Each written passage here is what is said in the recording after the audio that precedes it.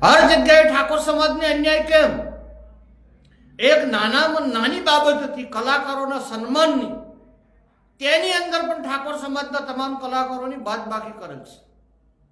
એટલે સમગ્ર ગુજરાતના ઠાકોર સમાજના તમામ કલાકારો ભાઈઓ અને બહેનોને હું વિનંતી કરું છું, માફી ના માગે ત્યાં સુધી કોઈ પણ સરકારના કાર્યક્રમમાં ઠાકોર સમાજનો કોઈ પણ કલાકાર હાજરી મત આપો. વારંવાર ઠાકોર સમાજનું અપમાન, ઠાકોર સમાજના આગેવાનોનું અપમાન, છેલ્લે ઠાકોર સમાજના કલાકારોનું પણ અપમાન. તમે એક ઠાકોર સમાજનું અપમાન નહીં કરેલું, સમગ્ર ગુજરાતમાં કલા જગતનું પણ અપમાન કરેલ છે.